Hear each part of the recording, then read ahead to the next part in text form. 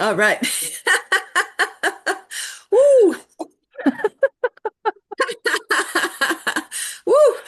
Here we are. We made it.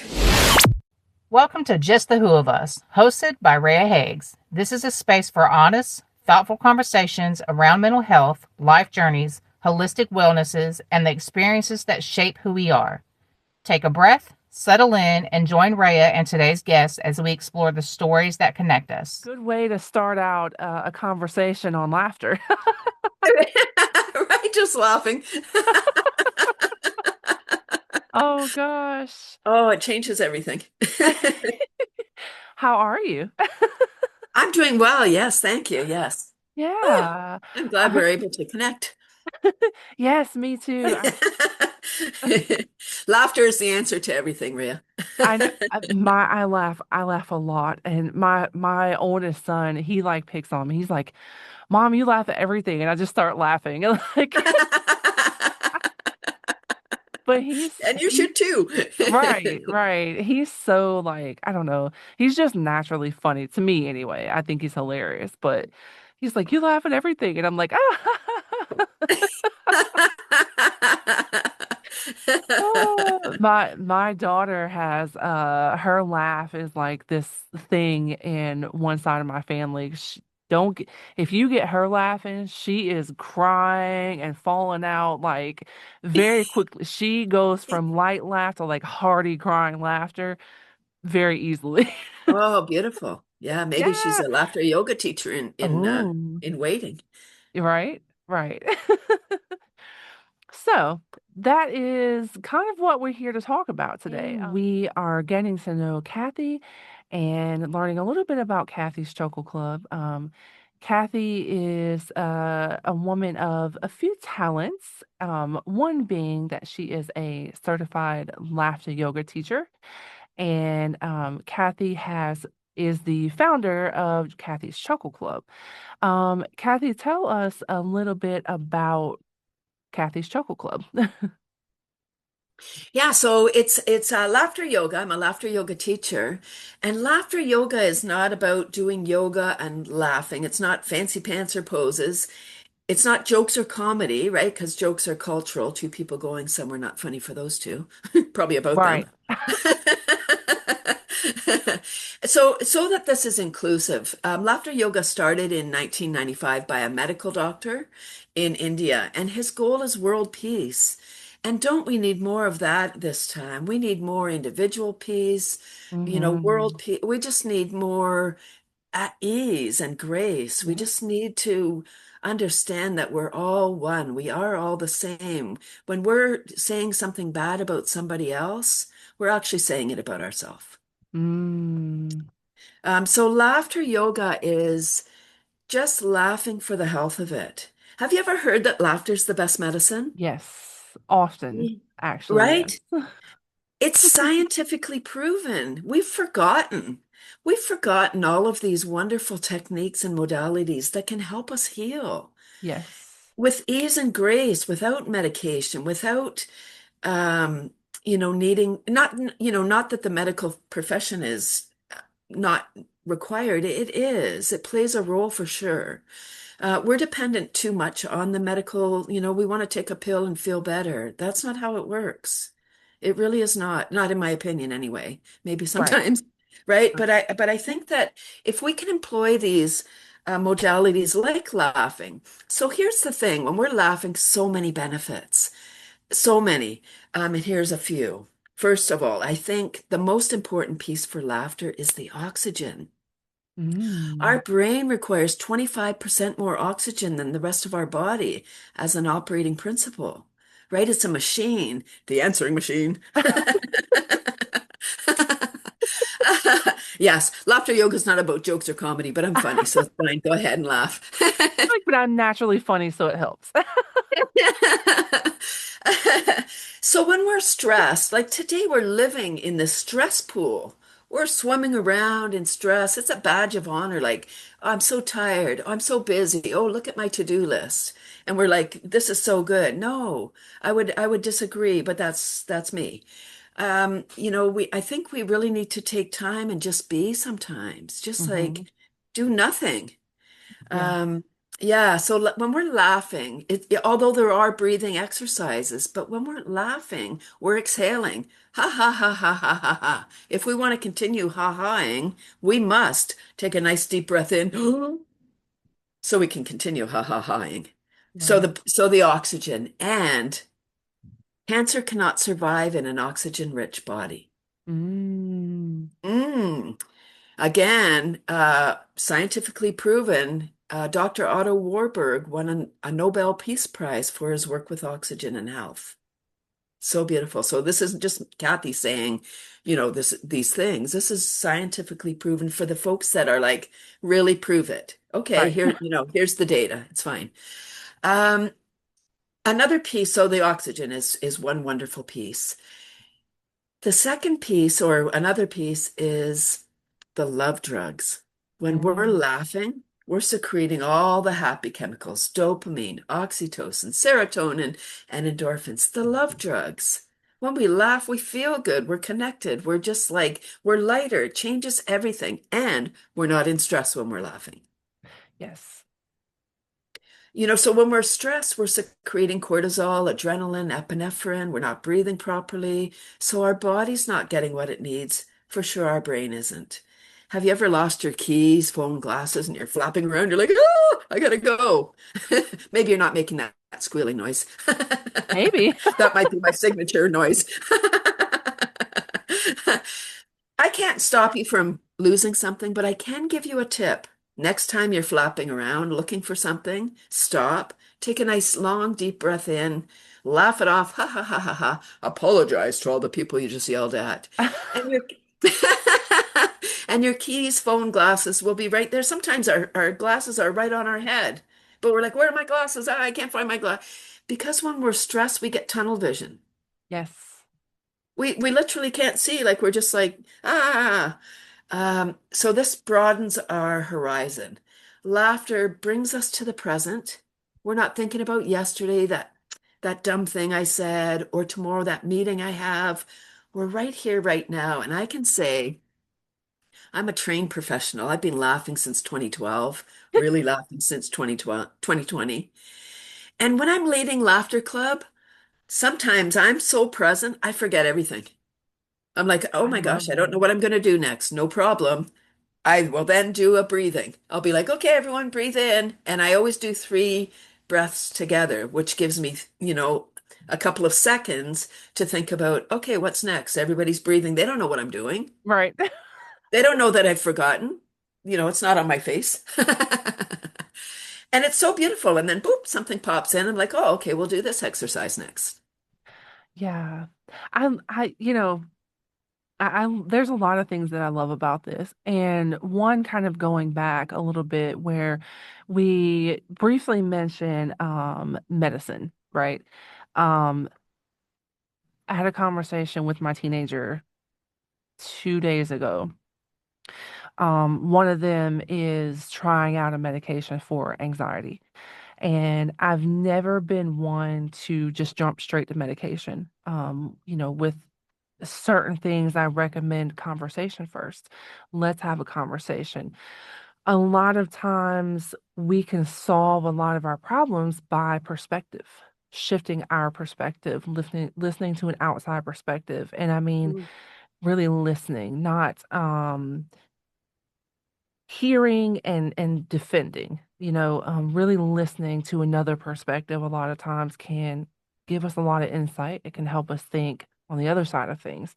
And so whether that be therapy, a conversation with mom, a conversation with dad, brother, sister, friend, whatever the case may be, friend that gives good advice, not just any friend. But so we're having this conversation about medication and she doesn't want to do therapy right now. And okay, but, I just want to make sure that you understand that that medication generally is to aid with symptoms. And we can't really dig into the root of what's really bothering us with the medication. The medication helps the symptom, and then we work and dig and figure out what's really holding us back, right?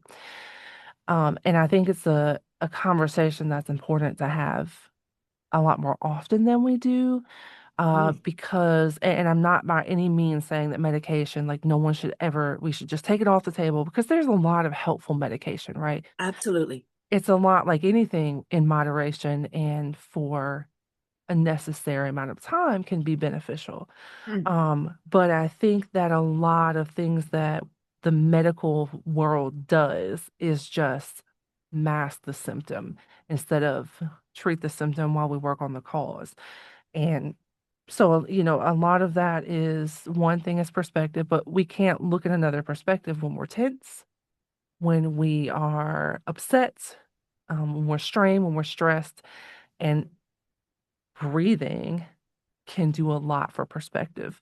I appreciate you mentioning, bringing up the medical outlook of things, because it really is a lot of these medications when it comes to our mental health are just like our physical health, they are there for symptom management. And it's really, really important to find a proper outlet to get to the root cause of the things that are massively stressing us out to the point of anxiety. Sorry. Um, so yeah, I think that's important to point out. And also breathing. Breathing does tremendous wonders for our health, for our mood, for everything. And so I love that you brought that up too. There's been a lot of times, so much so now it's more of a normal thing, but in the beginning when I started kind of working on my own mood and stressors, I would notice that something was kind of stressing me out and I just and not in a like but like a thoughtful breath. We were mm. somewhere one time and my husband was like, "What's wrong? Are you okay?" And I was like, "Yeah, I'm just breathing." But it wasn't something he was used to, so he was like concerned that I was taking a long breath. And I was like, "No, I'm okay. I'm just trying to work through my feelings at the moment by breathing and not getting tense or being stressed out or the things that I normally do." Having 5 kids, there's a lot of there's a lot of moving parts a lot of times. And so for a long time I just was just a ball of stress. Mm. Um, but once I started learning more about mental health, more about my physical health, about things outside of medicine and breathing, breathing is just such a tremendous game changer. It's that pause. That's beautiful, Rhea. It's really the pause. When somebody says something or we see something disturbing, we get stressed. We're like, we want to react.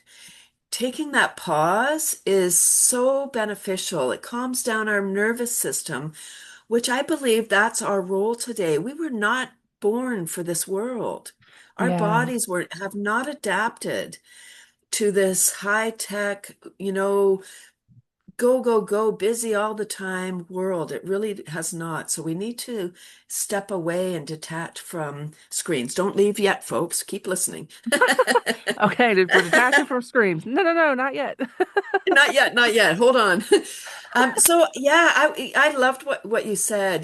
Today, especially the children they're born with the technology in their hand, and it really is beneficial, like medicine. It Hmm. plays a role, but there's no guidelines, there's no boundaries. It's the Wild West. And these platforms are designed to make us attached to them. They're Hmm. designed Yeah. to make us emotional, that it's not our friend. Yeah. They want eyeballs. It's a business. These platforms are a business, and just Absolutely. like the medicine, just like pharma is a business, Right. and it's an awesome business. Like if you're in business and you're like, wow, how do I get trillions of dollars and Right. repeat customers, right? So as a business, Yeah. it's an awesome model. And again, not to take away from the need for pharma, but Right. I think we're way too dependent now on pharma when we have these wonderful techniques that are not talked about. Yeah. Right now I'm supporting a woman in going through her cancer journey, Mm. and she's doing IV, vitamin C IV and mistletoe injections, not recommended by the medical system. Yeah. Like they're like, oh no, that's going to be count. No, stop it. Like and they don't talk about food. They might say, oh, here, have a boost or have one of those horrible protein things, which, Uh, sorry, horrible. I mean, they're full of sugar and chemicals, but okay. yeah. And some Yeah. people need them. Some people need that. Yeah. Um, so she's going through this journey, walking on eggshells. She can't tell her medical professional, I'm doing these other things, because first of all, they don't care and they Right. don't know about it because they're only working at, okay, here's your chemo Right. or here's your radiation. But so I think that's one of the challenges with our medical system is it takes like you have a broken arm's one thing because it needs to be fixed. But you have something and it looks at that one piece instead of looking at the whole, like you said, the root of what is causing that. And anxiety is a great example because that means our nervous system is jangled. Our nervous system is Right. is not settled. So back to breath. What I do, what like something that is so helpful is one hand on heart, one hand on belly. It can be done anywhere. You could be sitting at the park. No one's going to say anything if you have your right hand on your and in through the nose. When we breathe in through the nose and out through the mouth, we're connecting our central and governing meridians so they're looping properly. And that nice pause, breathe in. And then, in addition to just the breath, hum it out. Lips close, Mm. low tone, hum. Feel the vibration in your chest, and that will help regulate your nervous system. Rubbing your hands, putting your hands on your neck. Your vagus nerve governs your joy or your stress. Mm-hmm. The vagus nerve is the switch that decides, are we in rest and digest or we're in fight, flight, or freeze? Mm-hmm. And we're living over there. We're living in that stressful state, which is it's so damaging to our nervous system because we're always on. We're just like always, which is why then we feel anxious. Yeah. So doing these little techniques. Another one, I think you're in North Carolina. Is that Right. where you are? So you have a nice climate. I'm in Canada, so it's coming. It's getting there. We're getting green grass. Yay. The snow is finally going. Wow. I know. Um, but something I do, even in the winter, is go out and earth. It's shorter in the winter. I'm very quick out there. Right. But first thing in the morning, and I would suggest this for your daughter because we're so disconnected from the earth's energy, like going barefoot on the earth, Yeah. standing on the grass, it diffuses that tension. It just will go out and if you're aware, like just like really being mindful, stepping on the grass, bare feet, it doesn't take long. Couple of breaths. It's so if the grass is wet, like from the dew, even better. It's a Yeah. better conductor right on sand or in the water if you're close to the ocean or a lake. It's just such a great conductor of the earth's energy and it just calms us down. As soon as we started wearing shoes, that's when we started to experience an increase in disease Really? because Wow. we're disconnected. Yeah. We're not connected to the energy. Yeah, but it makes sense though because so much has changed over time. And one thing that you said is, our we weren't made for how the world is today. And we as humans we evolve over time, we adjust. But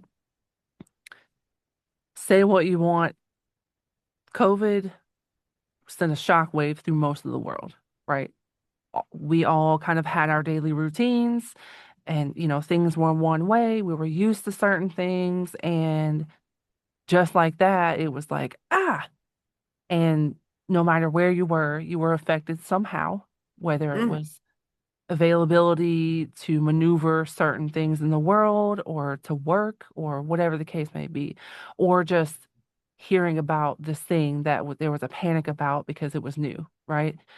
And or like 9/11, like there's these different things that have happened to where no matter what side you are on politically, whatever your beliefs are, the world has been changed, and it's difficult to evolve instantly, right? Like it takes time. It takes time for us as humans, for our bodies to adjust to changes. And there have just been changes I look at we always look at older generations. If you're under a certain age, you look at older generations and you're like, oh, they just think they know everything.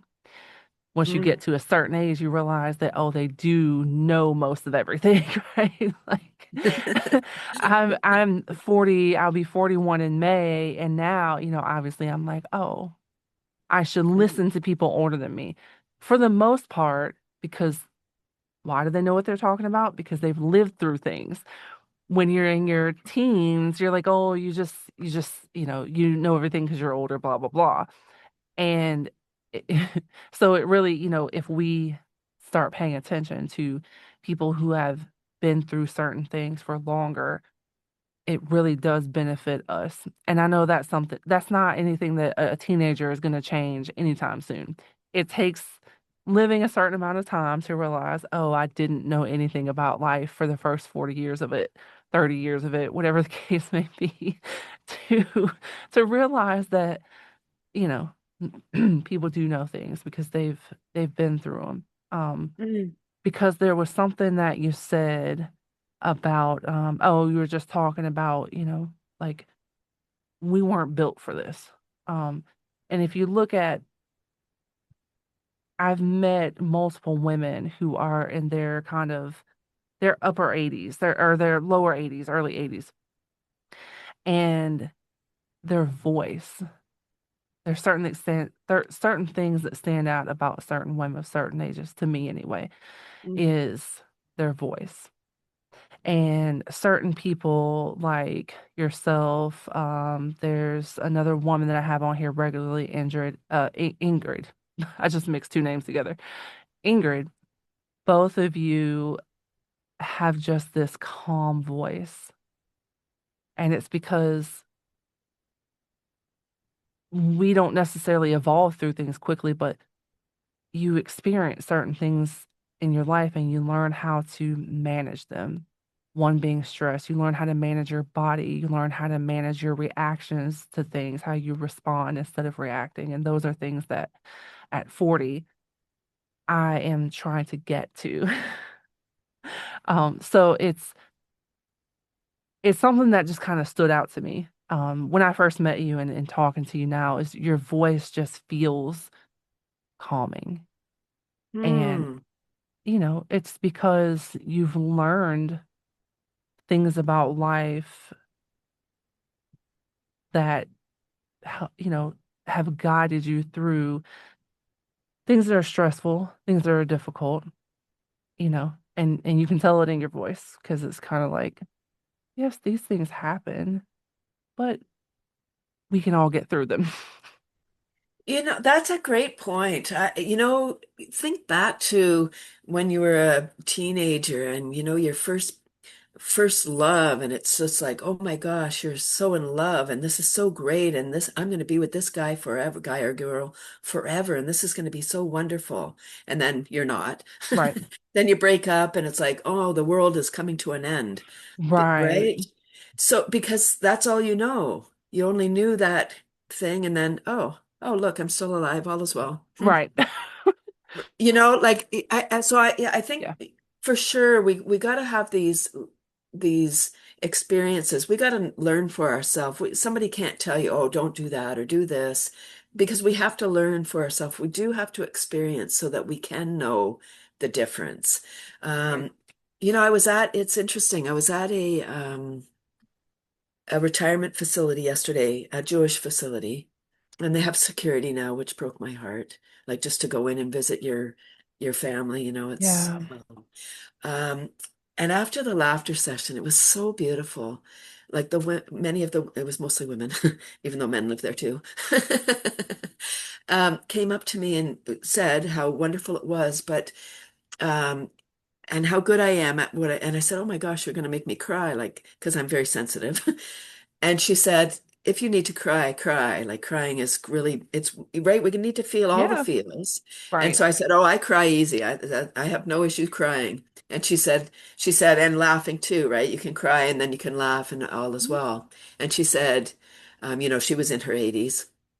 She said, "If I told you my story, you would cry." And I said, "I have no doubt. Yeah. I Yeah. have no doubt." Yeah. And it's funny because when you're young, it's like 40. 40 is like old, like, and then you turn 40 and you're like, I'm not old. 80 is not even really old. Like, I don't know. Maybe it's because I'm 40 because I'm closer to 80 than I was when I was a kid. But like, my husband and I were even talking. We were like, it's really not like, I don't know, like it's just also because now people are taking better care of themselves into older age. And Mm, so, our expectations of 80 before was barely walking. And now I meet women who are in their 60s, 70s, 80s who are just maybe more fit, probably more fit than I am at 40, more healthier than some of the 20 somethings that I know, and so there's that too. But I love the fact that I'm able to observe that because it means that we as a society, we are learning better, mm, and I believe it doesn't matter what age you are, you can learn to do better. You can be in your 80s, you can be 90 and learn to do better with certain things. It's just, but it's easier to do when the information is more available. And I absolutely. and I Mm. love the fact that we can keep getting older and keep changing and keep doing better because mental health is being acknowledged more and there's so much more information to do better. People talk about mental health as if it's the separate I know. entity. It's like we all have mental health. Right. We have good mental health or we're struggling. Right. Right, Right. mental health is part of our physical health, and I agree. I'm so happy that it's less stigmatized now. Like you're having a bad day, go talk to someone. Like Yeah. don't keep it in. Our body is miraculous when you think about all the junk that we feed it, all the bad thoughts we have, like as young people, and we're doing all Yeah. this stuff that is detrimental to our health, but we do it, and our body's fine, and we're resilient, and it's Right. great. Right. And the sooner we can get the message that the better we treat our body, the better our body will treat us. 100%. And Yeah. that we can heal ourselves. There's quantum healing now. I'm in all these like quantum things, and it's just like it's above my pay grade. I have no idea what I'm watching, but it's so fascinating. There was a woman, she was, I don't know, some kind of channeler, and she said she was doing a sound healing. So she had her bowls, and one of the bowls slipped and broke, and she sliced her finger, and it was pouring, gushing blood. So she put a Band-Aid, and it was still pouring. She's like, "Oh, what can I do?" And she just got a note that said to her, you can spontaneously heal. You can heal in an instant. So she said to herself in her mind, I know I can spontaneously heal. Please install the technology for me to spontaneously heal. And she made her way to the washroom to go and, she had to do this sound healing. She goes into the washroom. The woman whose studio it was went with her, and she said to her, "Oh, can you help me with this?" And she lifted up her hand, and the woman said, "Oh, was it the other hand?" No blood, like it had sealed up. There was no blood. Oh, wow. Wow. I mean, I don't know. We certainly must believe that it's true Yeah. for it to happen. But I Oh, was just like, yeah. whoa, like, whoa. Yeah. I and I don't know what I'm talking about, but I was just like, I believe it. Because I think, Rhea, when we look in, we can look at times where there have been miracles, where there Yeah. has have been these spontaneous things that's like, how could that have happened? Absolutely. Absolutely. And like, if it's beyond us, like, where do thoughts come from? Yeah. I don't know. Where do they come from? I don't know. Do they come from the house? Do they come from where are they coming from? Yeah. Or is it when we tap in and that message? I say when we get a thought that an inspired thought where we go, and we get all excited, we get that feeling in our belly like, oh my gosh, this is so exciting. And then sometimes we go, that's a great idea. Not now. I'm going to put that on the shelf. I don't have time for that right now. I Right. say, you know what? that idea was given to six people. I don't know, maybe 100 people. How do I know? Around the world. They all Mhm. got that feeling at the same time, like, oh, Mm, this is so great. And maybe 6 months down, maybe a business idea or whatever it is. 6 months later, you might see your idea in mm, play, and you're like, oh, I had that idea 6 months ago. right. Yeah, that's right. They took Yeah. action and you did not. There's someone that I know, a young person, and they said to me they were about 18. And well, actually it was more than once, but this one person a few times in life between 18 and like say early 20s has said to me, "Well, I was going to, but I didn't. Well, I thought Mm. about that, but I didn't." And I wanted to take them and shake them and say, "Listen to yourself." Because these instances, one of them was kind of a big deal. And the other ones they were kind of like, well, but all of them, it was kind of like, listen to yourself, listen to that intuition, listen to that, do it. Another thing they said to me about 18, so they were, they're young. Um, well, I figure things could go one of two ways. They could work out or they can't. And so I just kind of, as far as like decision making, and not like big crazy decision, Mm. teenage decision making. Um, Most of the time they just do the thing that could go the bad way because it could also go the good way. And while I'm like, okay, like I kind of respect it, but at the same time, it could go the bad way, and the bad way could be pretty bad. So to me, it's kind of like, but did your body tell you not to do it? And you were like, because that kind of seemed like it was, well, I Mm. felt like it was a bad idea, but I just did it anyway, just in case, And like maybe because I wasn't 18 anymore, I was like, ooh, like he, you're so intelligent to make such a chanceful choice, you know? Yeah, well, that's it. I think we've discounted our intuition. Yeah, We think yeah. it's something we ate. Like, what is that right? Oh, what's that feeling? Oh, I had some bad, a bad egg Right. or something. And it isn't. I think we really need to tap in, and it's where that pause comes in. Instead of reacting right away and responding, we Yeah, could just pause for a moment. Oh, let me just think about that. yeah, Or a great response. What was it that somebody said? When somebody says, "Oh, you should do this thing," and they're all excited, and then they get mad when you don't. yeah. The response that you say is, "Thank you. Thank you for thinking of me. That's Mm, not for me right now." That's yeah, it. We don't have to say anything more. We just say, "That's not for me right now." yeah, And if they continue, they're probably not your friend. They're maybe they have some financial interest, right.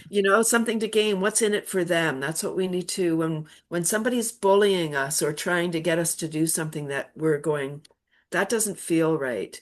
Yeah. I do a lot of school workshops, and I say to the kids like I have a worm business, and when I'm doing the worm workshop, the grand finale after we've set up the bin is holding the worms. And I say, if you want to hold the worms, put your hands together. I'll put a few worms in. If you don't want to do it, just say no, thank you when I get to you, and I won't put worms in your hand.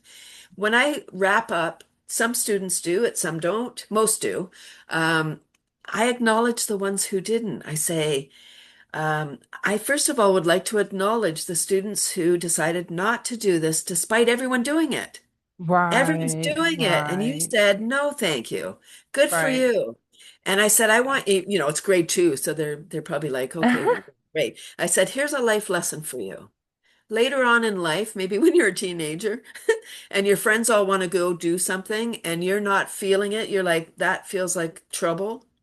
You Yeah, don't have to go with your friends. You can say, you guys go ahead. I'll meet up with you later and hold your ground. And yeah, if they go, you're not our friend anymore, well, maybe that's the truth.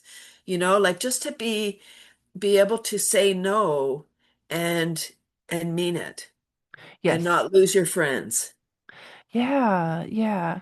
But the most important thing that you can do before you make a decision or before you give a reaction while you're figuring out your response is just breathe.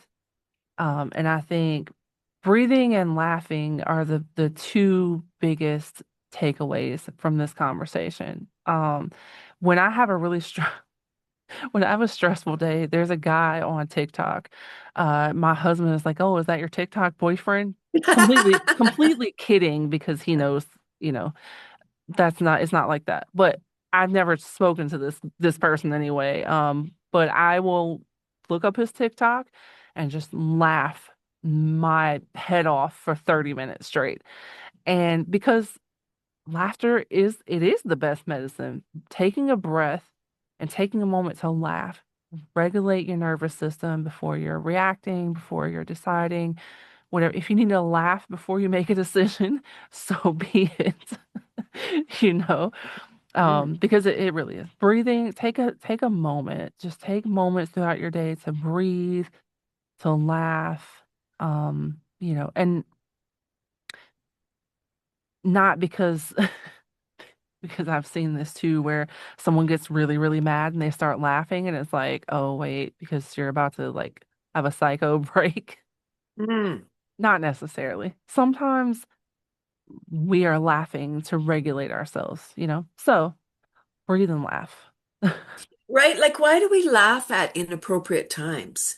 At Yeah. the funeral, or we see somebody fall and they may be hurt, Oh, but we I break out can't help laughing. myself.